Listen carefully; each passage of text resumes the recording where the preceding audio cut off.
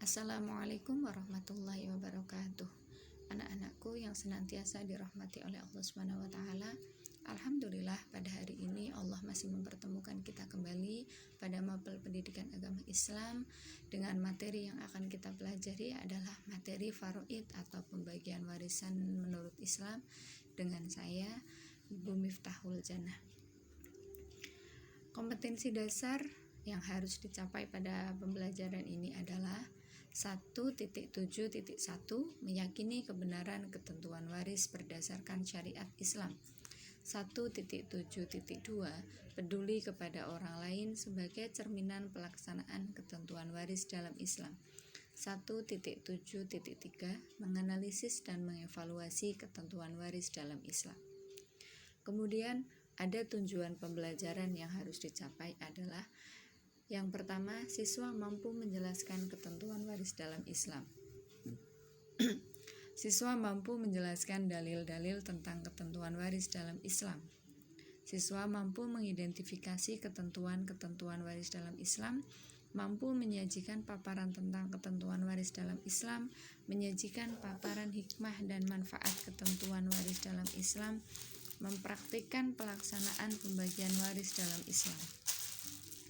Menurut istilah, berpindahnya hak kepemilikan dari orang yang meninggal kepada ahli warisnya yang masih hidup, baik yang ditinggalkan itu berupa harta, tanah, atau apa saja yang berupa hak milik yang ilegal secara syar'i.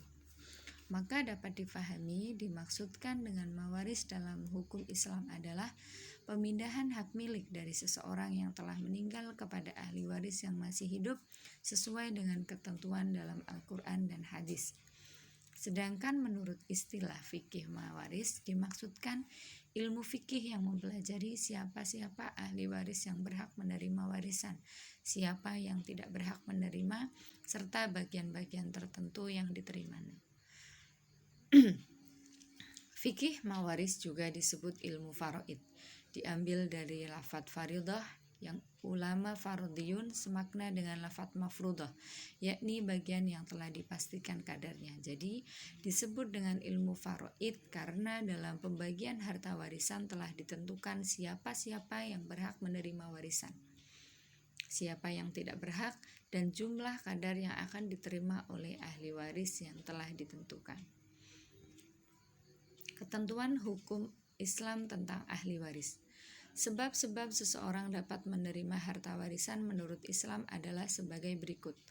Adanya pertalian darah dengan yang meninggal, adanya hubungan pernikahan, adanya pertalian agama, atau dan yang terakhir karena memerdekakan budak.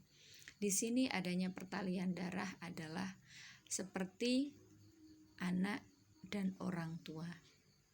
Kemudian adanya hubungan pernikahan yaitu suami atau istri, adanya pertalian agama, contohnya apabila ada orang yang meninggal tidak ada yang mengetahui latar belakang keluarganya, maka harta tersebut yang dimiliki oleh si mayit dapat diberikan atau disalurkan ke yayasan Islam seperti panti asuhan, pondok pesantren, atau yayasan pendidikan. Kemudian karena memerdekakan budak, contohnya ketika Bilal bin Rabah itu dimerdekakan oleh Abu Bakar, maka ketika Bilal bin Rabah meninggal, Abu Bakar berhak menerima warisan dari Bilal bin Rabah.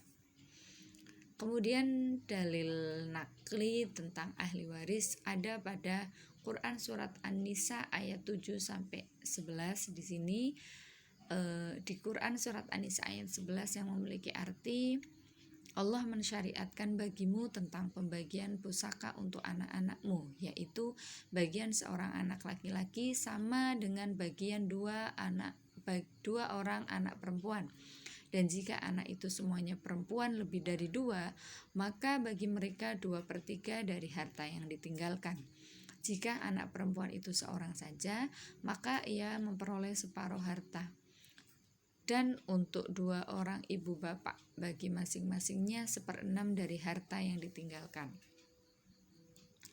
Jika yang meninggal itu mempunyai anak, jika orang yang meninggal tidak mempunyai anak dan ia diwarisi oleh ibu bapaknya saja, maka ibunya mendapat 1/3.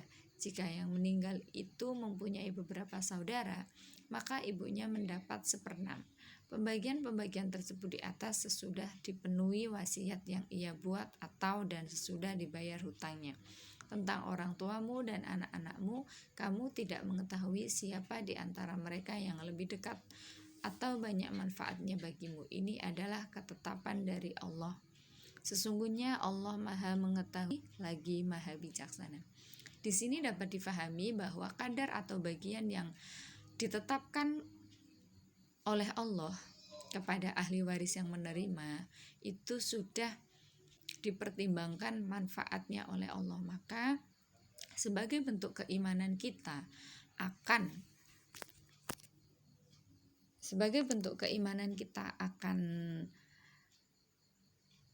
Al-Quran, salah satunya adalah kita mampu membagi warisan dan menerima bagian warisan yang diterima sesuai dengan syariat Islam.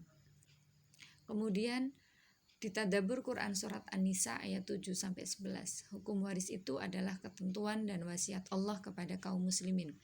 Sebab itu tidak boleh ada keraguan sedikit pun meragukan hukum waris yang telah ditetapkan Allah.